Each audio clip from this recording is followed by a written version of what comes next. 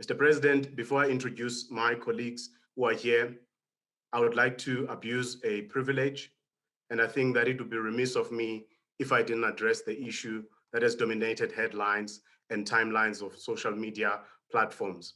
That is the issue involving ENCA journalist Lindsay Dentlinger and the interviews that she conducted with various politicians recently. I think this issue and the response that it has elicited should be one big lesson for us as the media industry. And it is not just about ENCA or their journalists, but it is about us as the media and as journalists who care about our profession and also the relationship that we have with the audiences that we serve. As a starting point, I think that it challenges us as newsrooms to now introduce standards of procedure in terms of how we treat guests during these times of COVID-19. If it becomes an unwavering rule in every newsroom to make sure that journalists on the field wear masks and also ask their guests to wear masks, that way we won't have to deal with such a situation where we are seen as the media to be treating white politicians differently from Black politicians. Secondly, I think it is important for us to acknowledge that those who are angry about this incident are justified. The individuals who feel affronted have a right to be angry, and they also have a right to be heard. We should not be dismissive of their feelings. This country has a dark and a painful history of racial prejudice and violence, and it is not for anyone to tell those who feel racially maligned that they are being malicious. This is a moment that calls for cool heads and for reflection. And as journalists, we're people. We all have our unconscious biases. Therefore, it is important that we take the time to reflect on our actions and also how we relate to our guests and audiences. Where we have made mistakes, we should admit our mistakes. We should not be defensive and cast those who criticize us as being malicious. Journalists are not above criticism. That is why I feel that the statement released by ENCA last night is quite unfortunate, and it lacked the maturity that this moment demands. This is not the time for us to bury our heads in the sand and to be defensive, because such a position only serves to harden attitudes and perpetuate perceptions that we don't care about the feelings of those who feel wronged. I must add, though, that it is quite encouraging that Lindsay has reached out to the gentleman who felt othered by her actions. It shows that she was sensitive and mindful of how the incident made them feel. I think for us as the media, this incident gives us an opportunity to move forward and to draw important lessons from this episode. We have to understand the power we possess as the media and how our portrayal of people and groups of people influences our audiences and their attitudes towards those people. We know the role that we have to play. It's an important role in advancing our democracy. It is power that we have to handle delicately and with the sensitivity that it requires. That is why, lastly, it is important that newsrooms introduce and encourage diversity training so that we can be more aware of diversity issues, and also to arm our journalists so that they can work better with people who have different backgrounds and qualities to our own. I think this will assist us to be more aware of the limitations of our own worldview and be more sensitive to our cultural differences. More importantly, it will assist us to deal with our unconscious bias.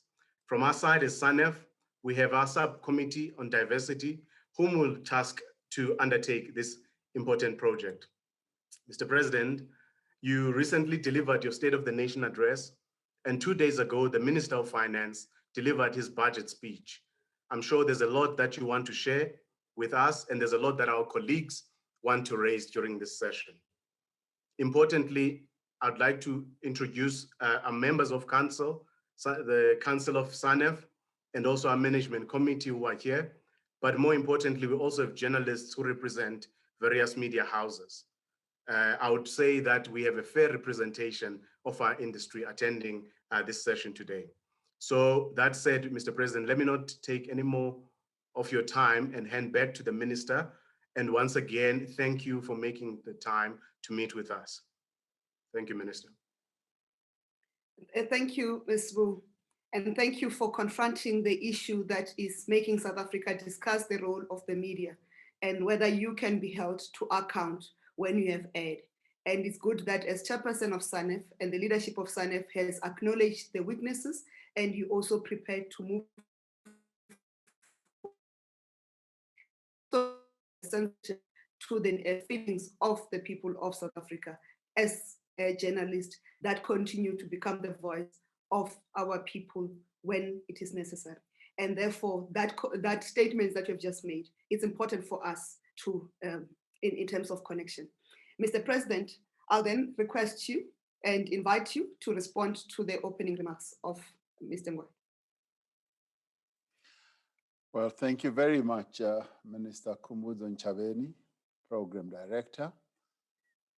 And let me also extend not only my greetings, but also my thanks to the chairperson of SANEF, Sbu Ngalwa, and editors and colleagues, and good afternoon.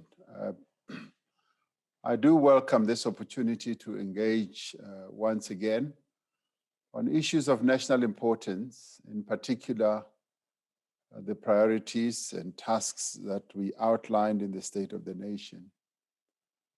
I had wanted to engage with you all a little earlier when the issues were still fresh, but I guess we all had other engagements. But this is still an apt time for us to be able to engage and exchange some views and thoughts. I just saw a headline announcing this engagement, that President to be grilled by the media. And as you were speaking, Sbu, I imagined that you might be having some baula somewhere there, a brazier about ready to grill me and turn me over and all that. You are just too friendly a guy. I trust that's not the imagery that will ensue. But thank you also right at the beginning for addressing the issue you've just addressed. When I saw what happened outside the doors of Parliament, I was quite disturbed. But thank you for raising it in the sensitive manner that you have raised it, and we should all as South Africans accept the position that you and SANEF are taking on this matter. And we all learn, we all make mistakes, and let's hope that this will continue to be what guides us as we deal with many issues in our country. Many of the issues that we discussed in the State of the Nation address have been discussed and debated over the past 2 weeks, both in Parliament, in the media, and across society more broadly. When I introduced the State of the Nation address, I made the point that this is no ordinary year, and I think all South Africans will attest to that. We are living through a very difficult time, and the SONA that we had to deliver was not an ordinary SONA. Instead of outlining what you would call the full range of government programs for the year, we sought to focus on a few overriding priorities that are meant to address the current conjuncture, the current period that we are in. First, we said we must defeat the coronavirus pandemic, because that is prominent in everybody's mind right now. The vaccination program is one of the central pillars of this effort. Last week, we started phase 1 of the program with the vaccination of health workers. And may I say, I also got vaccinated, and some amongst you were saying, well, the president should have been last to be vaccinated. We did debate this issue and postulated on it quite extensively, and felt that with the saga that we've been through with AstraZeneca, it was important that we should show confidence in the vaccine that was administered. I had wanted to be the very last when we came up with the vaccination program, but it was decided that I should be amongst the first. And to date, we have administered over 52,000 vaccines, just above 52,000. Further doses of the Johnson & Johnson vaccine will be arriving in the coming weeks. And in fact, a batch is about to arrive in the country in a day or two. And then we will have further hundreds of thousands also arriving.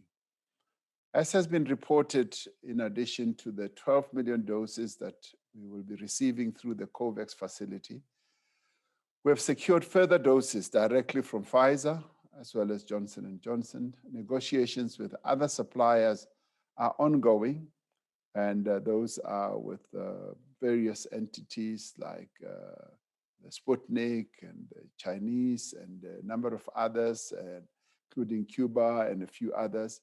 And we are confident that we will be able to secure the quantities that we require. Even as the vaccine rollout gathers pace, I believe that it will be necessary to continue to pass on the message that our people must wear masks and the social distancing must be the order of the day, and we should avoid crowded places. South Africa has emerged from a second wave of infections, and we must now do everything within our means to contain further surges. This is vitally important if we are to restore our economy to full operation.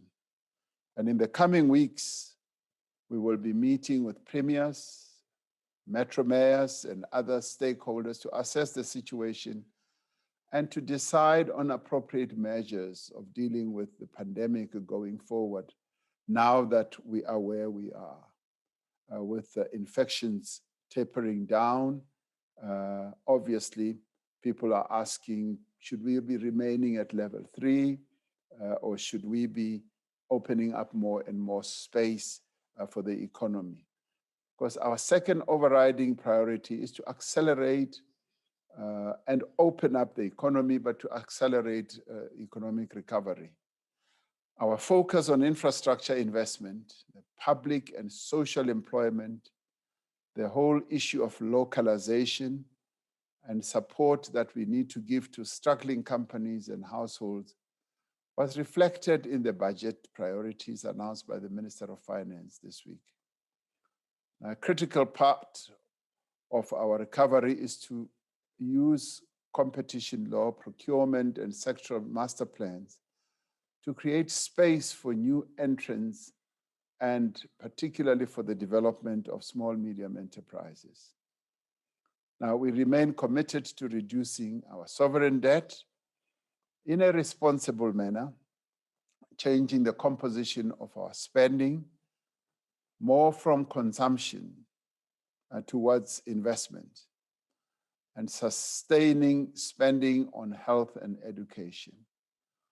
Our third priority is to implement the economic reforms that we've been talking about, reforms that have also been raised by our key role players, business and labor and communities. We have already seen progress in areas that have long been stalled, where not much activity was happening, including the expansion of our energy generation capacity.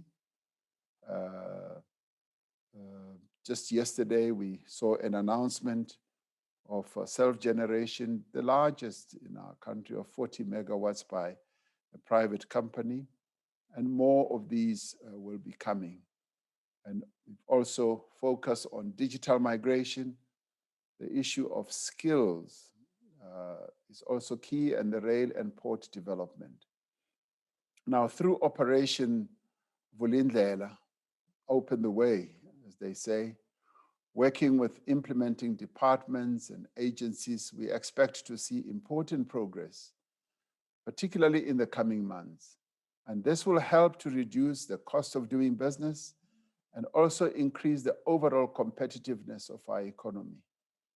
Our fourth and final overriding priority is to fight corruption and to strengthen state capacity. Among other things, we have embarked on a process to professionalize the public service, It is a long-term process, but everybody is embracing this initiative. A series of structured consultations are underway on various measures to reduce political interference in administration, ensure more stability in the tenure of senior public servants, and introduce more rigorous requirements for the appointment as well as promotion of all these key officials. Clear progress has been made in rebuilding law enforcement agencies, ensuring that they are better capacitated and coordinating their efforts more effectively. But in the end, I would like to say that the fight against corruption is gaining momentum. And I would say that it is unstoppable.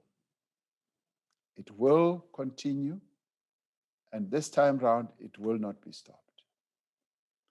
The State of the Nation address was presented just 4 months after we announced the Economic Reconstruction and Recovery Plan. This SONA was therefore not about presenting new ideas or new plans. It was about reporting on what we have done in those 4 months, what progress is underway, and what action we plan to take in the year ahead. Before I conclude, I'd like to commend the media for the vital role that you've been playing in keeping South Africans informed, particularly during this crisis.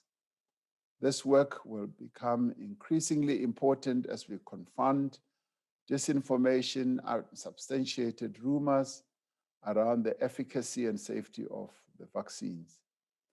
As a country, I think we have a huge mountain to climb, but we know that the path that we have to take is a difficult path. We do have the means and the will and the stamina, may I add, and we've made a solid start. It's not a shabby start, it's a solid start. And thank you once again for this opportunity. And I look forward to engagement with you, to being grilled by all of you. Thank you so much.